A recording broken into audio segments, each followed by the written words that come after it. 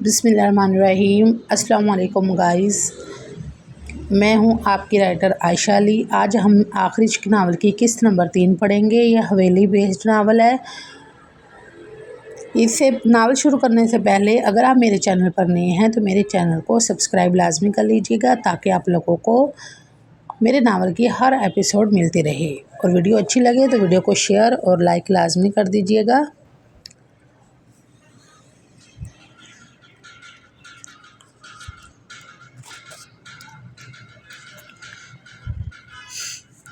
तो शुरू करते हैं नावल।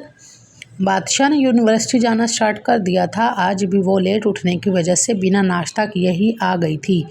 अमीना बेगम ने काफ़ी इसरार किया पर वो बादशाह ही क्या जो जिस पर कोई बात असर कर जाए।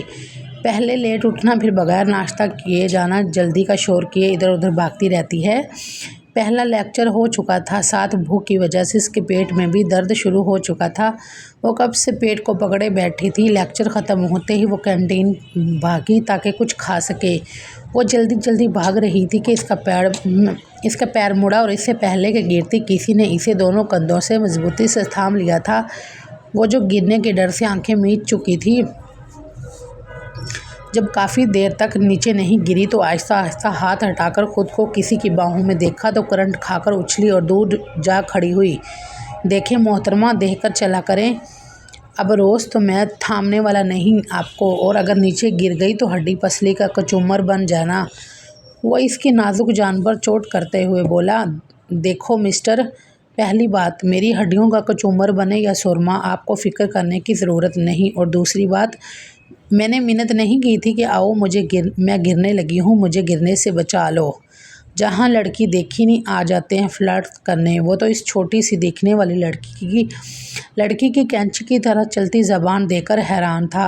अभी जवाब में कुछ बोलता इससे पहले ही बादशाह कैंटीन के अंदर एंटर हो चुकी थी। बर्गर और कोक मंगवाकर वो खाने में मसरूफ़ थी कि इसका फ़ोन रिंग हुआ। देखा तो अम्मा साईं लिखा हुआ था। इसने मुस्कुराते हुए फ़ोन उठाया और माँ को कुछ बोलने देने से पहले ही बोल पड़ी, हमें पता है क्यों फ़ोन किया है। कितनी बार बोला है हमने आपको अम्मा साईं कि हम भूखे थोड़ी रहते, खा लेते जब भी भूख लगती। अभी भी देखें बर्गर खा रहे हैं। वो कैमरा बर्गर और कोक पर मारकर दिखाती है। कितनी बार बोला है ये बाहर की चीज़ें ना खाया कर, नुकसान देती हैं। मेरी सुनती कब है ये लड़की।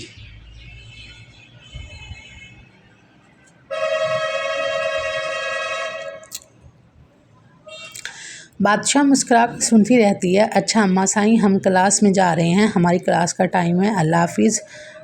फ्लाई किस करती फ़ोन बैग में डालकर क्लास रूम में चली गई।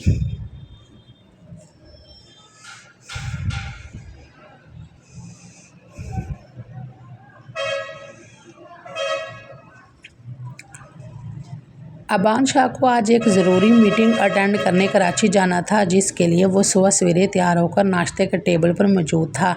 ऐसा बहुत कम होता था कि वो सुबह सबके साथ बैठकर नाश्ता करता हो। हाँ जी मेरे शेर, कहाँ की तैयारी है सुबह सुबह। वो दादा साईं, आज मेरी एक कॉन्ट्रैक्ट के सिलसिले में कराची में मीटिंग है, बस वहीं जा रहा हूँ, इंशाल्लाह रात तक वापसी होगी। अच्छा, अल्लाह कामयाब करे मेरे शेर को। वो संजीदा सा बैठा दोबारा नाश्ता करने लग जाता है। बाकी सब भी डाइनिंग टेबल पर आ जाते हैं।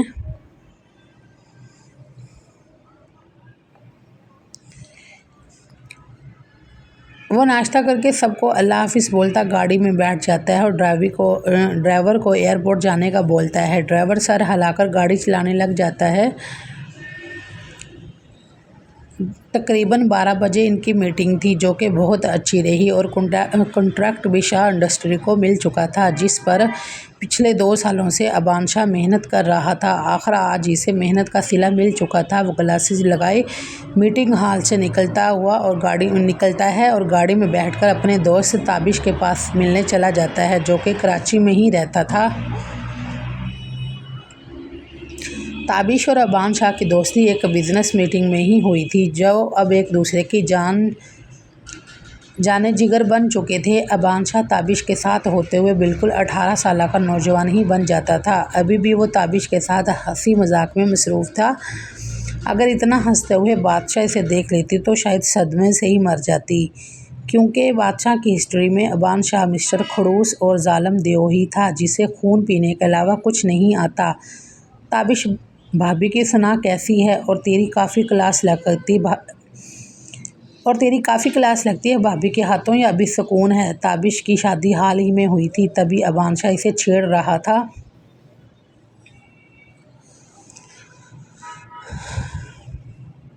बेटा कर ले मजाक, जब तेरा टाइम आया जब पूछूंगा कब तक आज़ादी से रहेगा। अब की बार मैं हवेली आया तो दादाजी से तेरी शादी की सिफारिश ज़रूर करूंगा।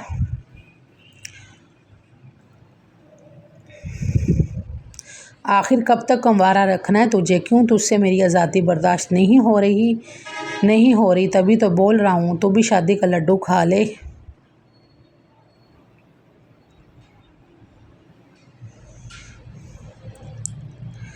काफ़ी देर यूं मजाक मस्ती करते टाइम का पता ही नहीं चला। अब वो ताबिश से इजाज़त लेता वापस से हवेली के लिए निकल पड़ा था।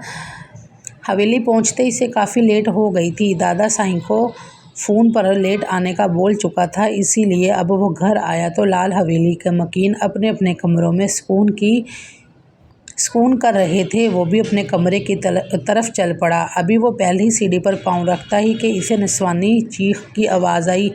इसने मुड़कर आवाज़ की सिमत देखा तो आवाज़ किचन से आ रही थी। वो उल्टे पाँव किचन की तरफ गया।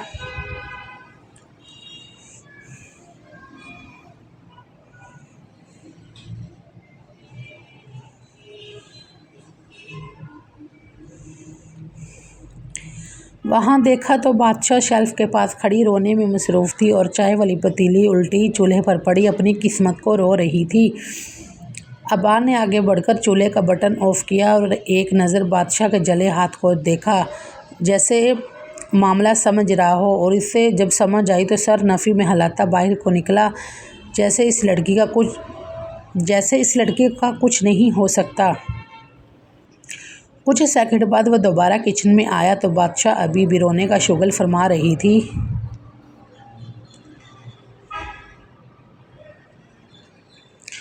वह इसकी कलाई पकड़कर बाहर लेकर आया और इसे सोफे पर बिठाकर इसके जले हाथ पर ट्यूब लगाई और बोला, जब काम होता नहीं तो करने क्यों जाती हो?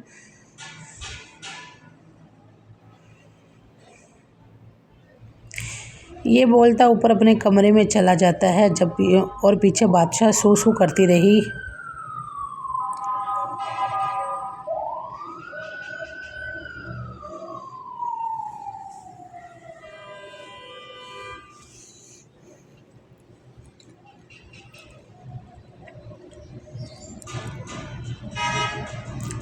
मनहूस मारी, कब तेरे काम ख़त्म हो गए? जा दफ़ा हो जा मेरी नज़रों से। पैदा होते मर क्यों नहीं गई तू? मेरी ज़िंदगी ख़राब हो गई है तेरी वजह से। वो अपने आंसू पीती यही सोचती रहती है कि कोई माँ अपनी सगी औलाद के साथ ऐसे कैसे कर सकती है, पर यह मनहूस लफ्ज़ का तो इसने होश संभालते ही सुनती आ रही थी। अब तो आदी हो चुकी थी। शायद कब से मर जाती अगर बाबा जान का ख्याल ना होता तो। कैंसर जैसी बीमारी में मुब्तला इसे अपने बेटी का दुख नज़र आता था, पर वो कर भी क्या सकता था। इसकी माजी में की गई एक गलती ने इसको ना सिर्फ अपनों से दूर कर दिया बल्कि सारी ज़िंदगी के लिए ख़ुद को पछतावों की नज़र भी कर दिया था।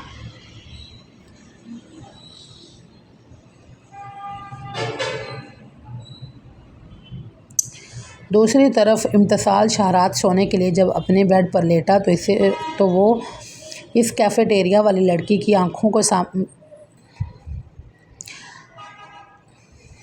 दूसरी तरफ इम्तिसाल शाह रात सोने के लिए जब अपने बेड पर लेटा तो वो कैफेटेरिया वाली लड़की आंखों के सामने आ गई। इसका मासूम सा चेहरा, आंखों में नाचती मासूमियत, काली बड़ी चादर में वो शोई मोई सी लड़की, वो जिसे इम्तिसाल शाह के हवासों पर सवार हो रही थी। वो एकदम उछल कर बैठा। ये मुझे क्या हो रहा है? मैं क्यों इस आम सी लड़की के बारे में सोच रहा हूँ? इम्तिसाल शाह के आगे पीछे लड़कियाँ घूमती थी, पर इस लड़की ने इसकी तरफ नज़र भरकर देखना भी गवारा नहीं किया था। वो इसकी मर्दानगी को कहीं न कहीं चोट पहुँचा गई थी। ये बात हकीकत है। मर्द की अना पर कारीवार होता है जब कोई लड़की इस मर्द को इग्नोर करे जिसके आगे पीछे हज़ारों लड़कियां मक्खियों की तरह बिन बनाती हों और एक आम सी लड़की इसकी तरफ देखना भी गवारा ना करती हो। ज़रूरी तो नहीं हर लड़की दिल फेंक हो। कुछ लड़कियां अपने आप को अपने महरम के लिए भी सींच कर रखती हैं। कुछ तो बात है इस लड़की में, ऐसे ही ज़हन पर सवार नहीं हो रही। चेक तो करना पड़ेगा। वो कमीनी हंसता हुआ खुद से बोला और मुंह पर तकिया रखकर सोने की कोशिश करने लग गया।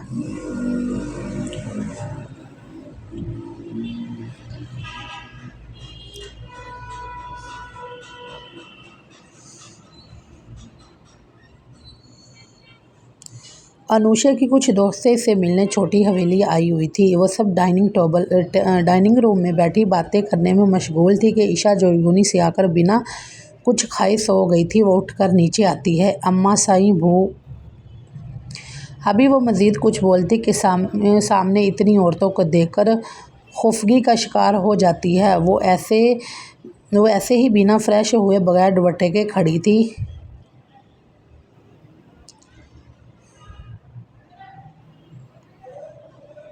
होश आते ही वो बिना सलाम के ऊपर की ओर भाग जाती है। अनुषा तुम्हारी बेटी तो माशाल्लाह बहुत प्यारी है और जवान हो गई है।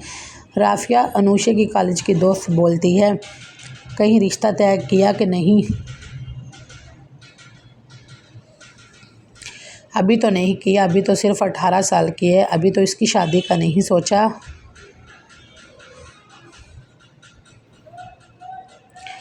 वैसे भी पहले इम्तिसाल बेटे की शादी होगी, इसके बाद इशू का भी सोच लेंगे।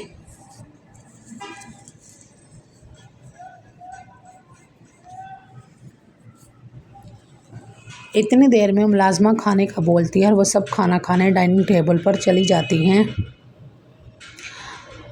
अभी कुछ देर पहले ही अनुषा शाह की दोस्तें अपने घरों को गई थी। मुलाजमा से बोलकर अनुषा सारी सफाई दोबारा करवा रही थी कि इतने में इसका फ़ोन रिंग हुआ।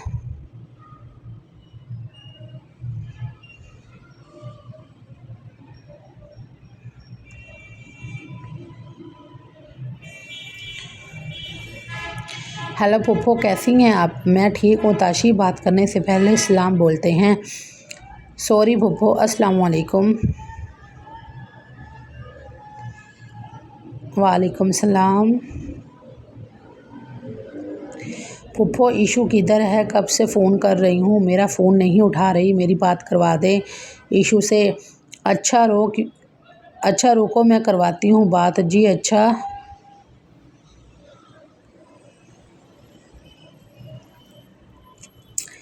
ईशू बच्चा, आप ताशी की कॉल क्यों नहीं सुन रही हैं? इसने मेरे फ़ोन पर कॉल की है। सॉरी अम्मा साईं, फ़ोन साइलेंट पर था और फिर फ़ोन लेकर बात करना शुरू हो जाती है जहां इनकी ना ख़त्म होने वाली गुफ्तगू शुरू हो चुकी थी।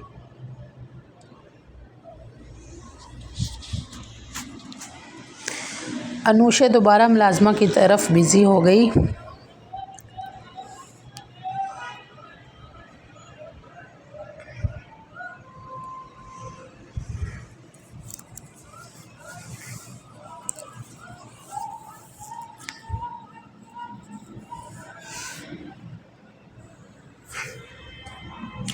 बहराम शाह इस टाइम मर्दान खाने में बैठा था। इससे मिलने दूसरे गांव के सरदार वरियाम शाह आया हुआ था। बेशक दो गांव के दो सरदार थे, पर दोनों में बिल्कुल अपनों से बढ़कर प्यार था। किसी एक पर मुश्किल आती तो दोनों गांव के लोग और सरदार मिलकर इस मुश्किल का सामना करते थे।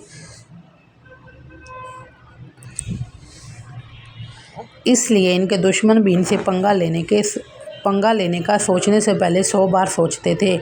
वरियाम शाह बहराम